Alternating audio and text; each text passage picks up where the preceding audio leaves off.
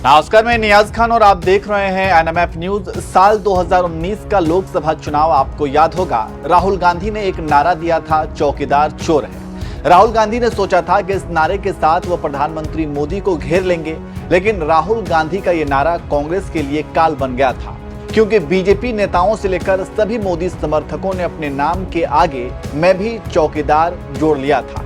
Twitter पर मैं भी चौकीदार ट्रेंड करने लगा था। उसके बाद कांग्रेस को लगा कि चौकीदार चोर है का नारा देकर उससे भारी गलती हो गई और इसका खामियाजा भी भुगतना पड़ा। अब ठीक 5 साल बाद प्रधानमंत्री मोदी को गठबंधन के मंच से एक बार फिर से उनके परिवार को लेकर हमला किया गया है, और ये भी विपक्षियों पर ही महंगा पड़ रहा है, क्योंकि सोशल मीडिया पर सब पीएम के पक्ष में आ गए हैं और लिखना शुरू कर दिया है कि मैं हूं मोदी जी का परिवार।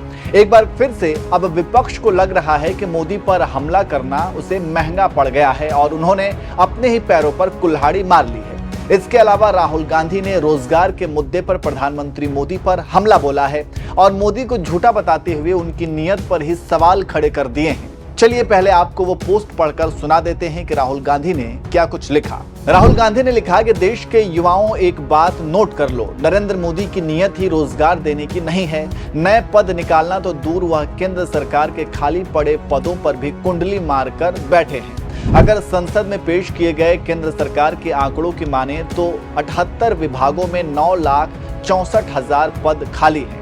महत्वपूर्ण विभागों में ही देखें तो रेलवे में 2.93 लाख, गृह मंत्रालय में 1.43 लाख और रक्षा मंत्रालय में 2.64 लाख पद खाली हैं। क्या केंद्र सरकार के पास इस बात का जवाब है कि 15 प्रमुख विभागों में 30% से अधिक पद खाली क्यों हैं? झूठी गारंटियों का झोला लेकर घूम रहे प्रधानमंत्री के अपने ही कार्यकाल में बड़ी संख्या में अति महत्वपूर्ण पद खाली क्यों हैं?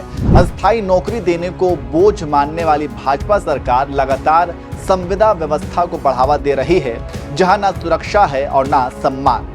खाली पड़े पद देश के युवाओं का हक है और हमने इन्हें भरने के लिए एक ठोस प्लान तैयार किया है। इंडिया का संकल्प है कि हम युवाओं के लिए नौकरी के बंद द्वार खोल देंगे। बेरोजगारी के अंधेरे को चीरकर युवाओं के भाग्य का सूर्योदय होने वाला है। तो इस तरह से राहुल गांधी ने रोजगार को मुद्दा बनाकर प्रधानमंत्री मोदी को घेरा है और उन्हें झूठा बता दिया। वहीं इस पोस्ट के बाद सोशल मीडिया पर लोगों ने भी जमकर कमेंट्स करने शुरू कर दिए और लोग राहुल गांधी को ही ट्रोल करने लगे। श्वेता नाम के एक यूजर ने लिखा, मुझे गहलोत की सरकार ने सरकारी नौकरी नहीं दी। मैं जब बिहार में थी, लालू ने माहौल खराब कर रखा था। शादी के बाद यूपी आई तो सपा की गुंडागर्दी थी। साहब ऐसे आते आते राजस्थान आ गई, 37 की हो गई, उम्र निकल गई, नौकरी नहीं मिली। अब सोच रही हूँ मोदी जी के स्टार्टअप इंडिया से लोन लेकर बिजनेस करो। एक और यूजर ने लिखा, बहुत बढ़िया विचार है। राहुल जी तो आज तक आलू से सोना बनाने का आइडिया जनता के साथ शेयर नहीं कर पाए, लेकिन मोदी जी ने स्टार्टअप को प्रमोट कर देश की युवा पीढ़ी को सपने पूरा करने का एक रास्ता जरूर दिखा दिया।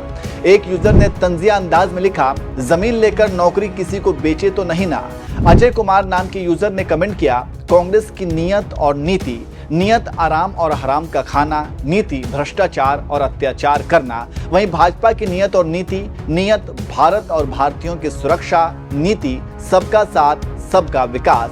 भारत देश को सुरक्षा से सुख, शांति और समृद्धि बनाना ही भाजपा का एकमात्र लक्ष्य। एक और यूजर ने लिखा, इतनी ही बेरोजगारों से प्यार है तो पहले जहां कांग्रेस की सरकार है वहीं रोजगार दे दे। राहुल जी तुम भी बात नोट कर लो, आएंगे तो मोदी ही। तो इस तरह से राहुल गांधी के पोस्ट के बाद लोग कमेंट्स कर रहे हैं, राहुल गांधी को ही घेरना शुरू कर दिया है। वैसे आप राहुल गांधी के इस पोस्ट को कैसे देखते हैं, कमेंट करके जरूर बताएं।